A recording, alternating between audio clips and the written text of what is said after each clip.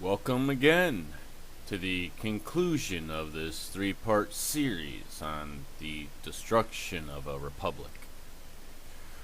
We have covered the use of critical theory, national debt, government growth, crony capitalism, political corruption, the gaining control of land and resources like the BLM and EPA are currently involved in, class warfare and the division of the people, as well as the redrawing of district lines, which happens every 10 years. The creation of a central banking system, the Federal Reserve, and the creation of a tax collection agency, the IRS, with a military arm as a means of enforcement. Also, might I just add, in reference to Step 7 in my last video, Congress just recently excused themselves from insider trading laws. Nice coincidence for them. These are all things we have witnessed around us. I find it interesting that many of these steps are in line with the goals of the statists in this country and around the world. It is also interesting to note that many of these steps are also employed in the creation and implementation of a socialist society. As promised, a link to the original article is in the description box. The article is titled, "How to Turn a Republic into a Monarchy." It was originally published in 1792 by the editor of the National Gazette, Philip Fernald. It is interesting to note that if you try a Google search, there is no autocomplete, and Google will not help you find it. Now, we shall now delve back into the trappings and creation of a totalitarian system.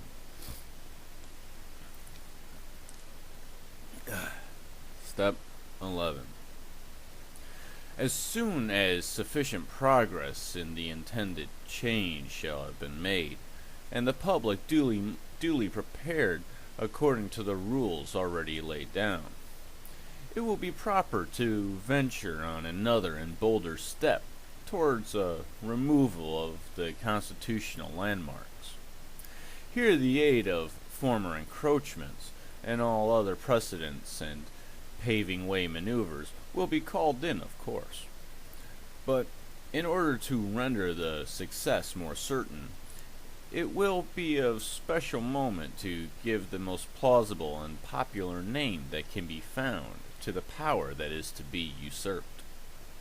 It may be called, for example, a power for the common safety or the public good, or the general welfare. If the people should not be too much enlightened, the name will have a most imposing effect. It will escape the attention that it means in fact the same thing that a power to do anything the government pleases, in all cases whatsoever. To oppose the power may consequently seem to the ignorant to be by artful opposing the general welfare, and may be cried down under that deception.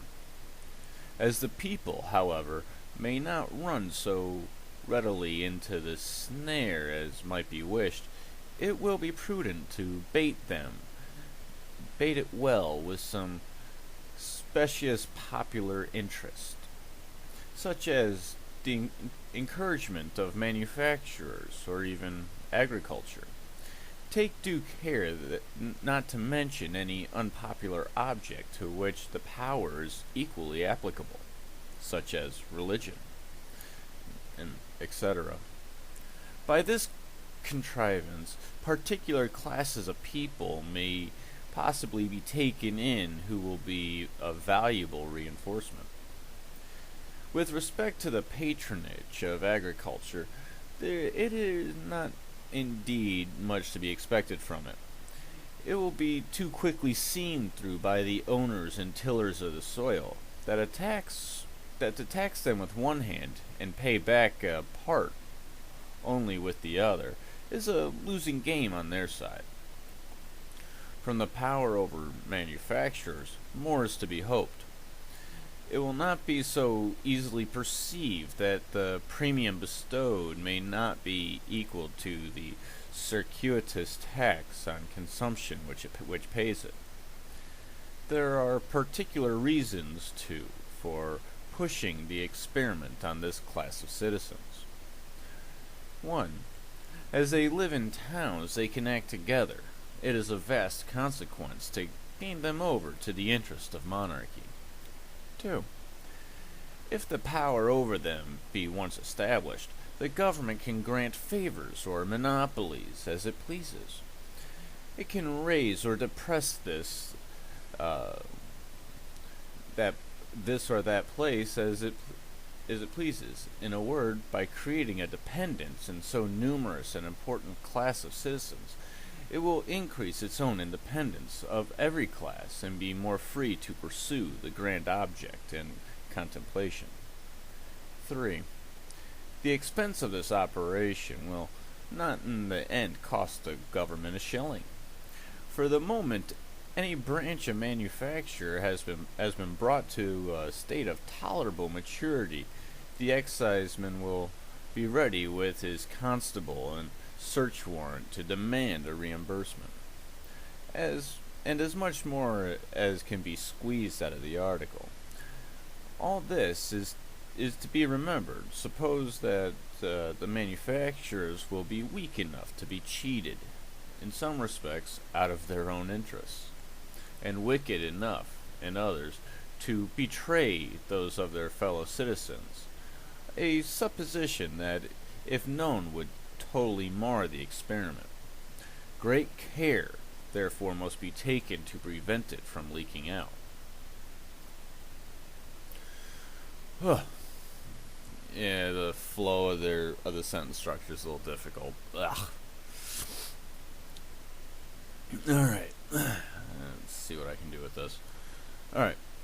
As soon as enough of these measures have been put into place and the public is conditioned for a ruling class, it will now be necessary to remove other constitutional restrictions. This is where the doctrine of never letting a crisis go to waste shows its true power. It is a result of using this doctrine we have set a precedent for the removal of other restrictions within the Constitution. Remember, for instance, Obama saying that he sees the Constitution as a document of negative liberties. Anyways, but the people may notice what you are doing unless you mask it with a popular notion, a politically expedient name or title. The common safety, public good, or general welfare.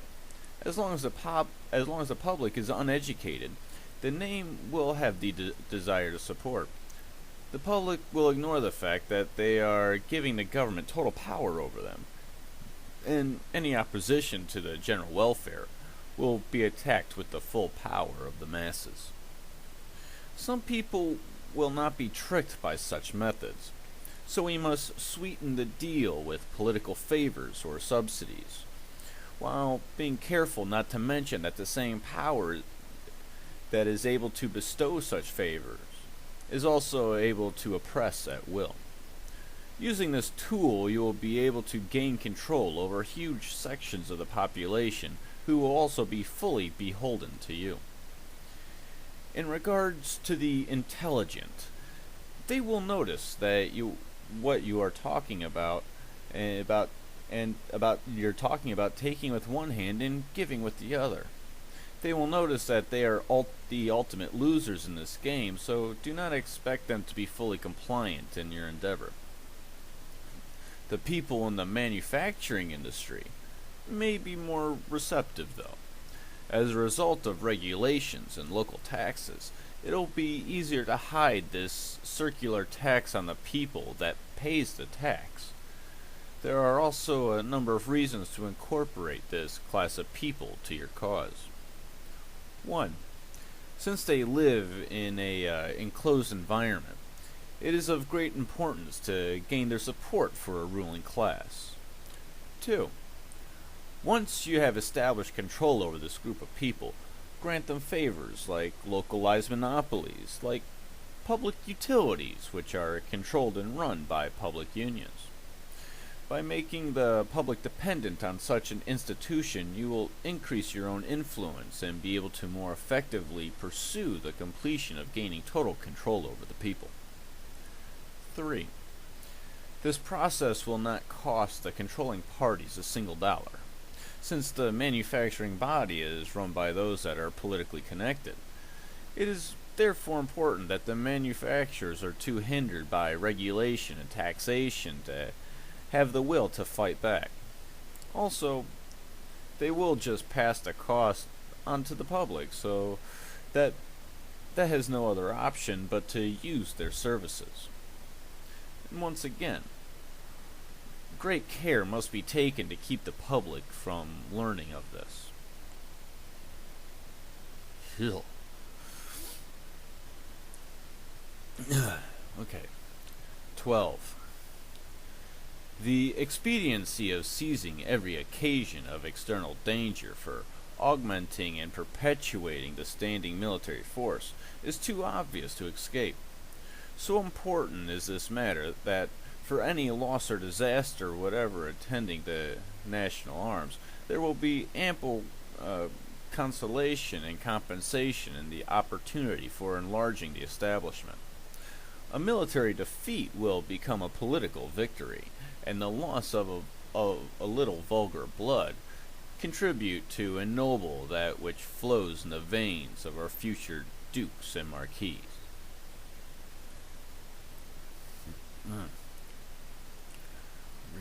Really weird sentence structure. Okay. Use any possible yeah, let me try this again.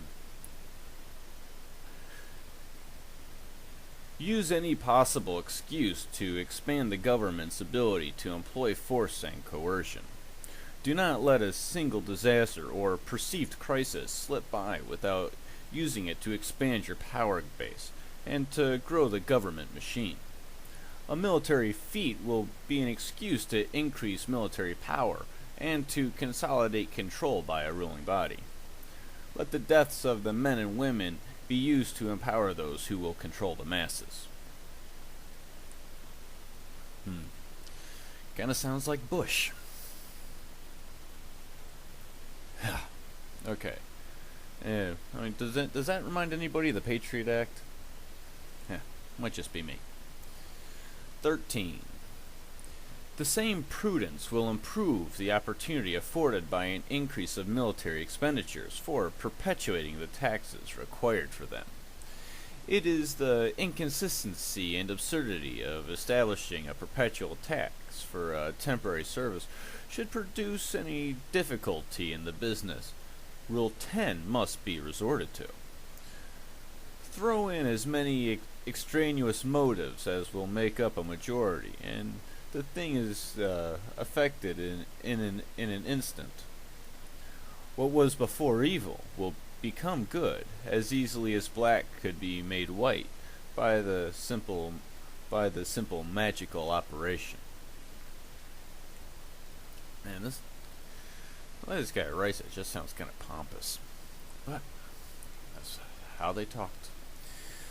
Okay, there you go. The expansion of the military will be helpful in increasing taxes and expanding the debt. If the public realizes the insanity of a self-perpetuating tax system, Step 10 should be employed to its utmost limits. Use the people's bigotry and self-interest to convince them that it is all for their own good, for their own benefit.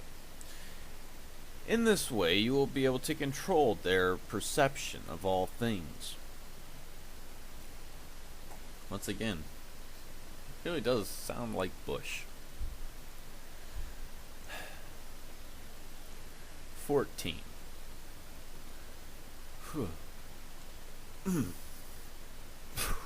Okay. Throughout this great undertaking, it will be wise to have some particular motto constantly in view. The work can then be carried on more systematically, and every measure be fortified. In this, in the progress, by apt illustrations and authorities. Should there exist a particular monarchy against which there are few prejudices than against any other, it should contain a mixture of the representative principles, so as to present on one side the semblances of a republican aspect. Should it, moreover, have a great, funded, complicated, irredeemable debt, with all the apparatus and apparentices of excises, banks, etc., upon that a steady eye is to be kept. In all cases it will assist, and in most its statute books will furnish a precise pattern by which there may be cut out any moneyed or monarchical project that may be wanted. Actually hearing this in my ear as I'm trying to read it, oy. Yeah. Speech impediments suck. Okay. It will be helpful to have a specific structure in mind, as it will help you to focus on the end goal. If there is a certain form of totalitarian government that is more accepted by the masses, such as socialism, then keep that structure in focus and use it to organize your ruling class. Wow. Translation, that sounds so much simpler and more frightening. 15. The last step. As it is not to be expected that the change of a republic into a monarchy, with the rapidity desired, can be carried through without occasional suspicions and alarms, it will be necessary to be prepared for such events. The best general rule on the subject is to be taken from the example of crying, "Stop thief!" First, neither lungs nor pens must be spared in charging every man who whispers or even thinks that the revolution on foot is meditated, with being himself an enemy to the established government and meaning to overturn it. Let the charge be reiterated and reverberated until at last such confusion and uncertainty be produced that the people, not being able to find out where the truth lies, withdraw their attention from the contest. Okay. It would be foolish to expect all of these changes to be implemented quickly. Be vigilant and focused on the end goal. This process will take time, and there will be many occasions in which you will be able to employ many of these steps. But keep at it, for time is on your side. Shoot down all opposition and turn the defenders of the Republic into the enemy of the people. Yeah, that's... ugh. Alright. And this concludes the rules for turning a republic into a monarchy. In this section, we see the implementation of a welfare state and the use of subsidies to control entire industries. Once again, we see many parallels to today's society.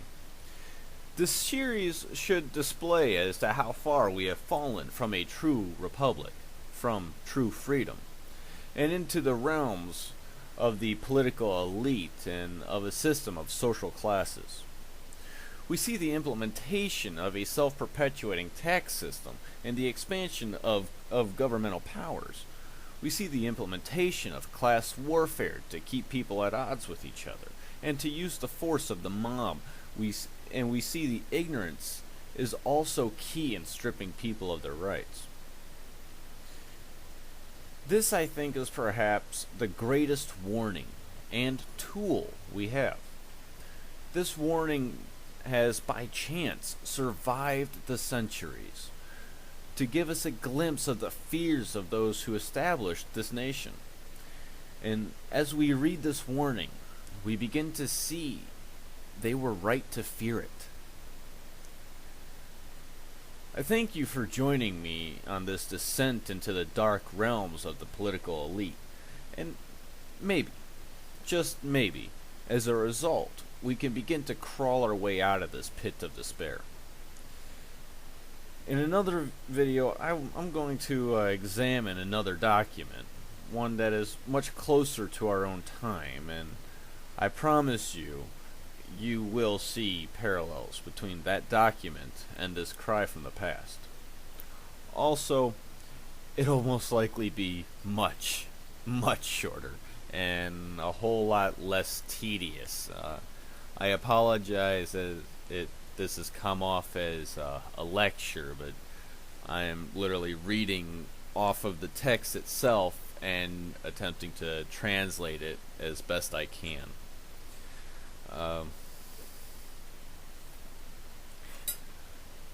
I believe that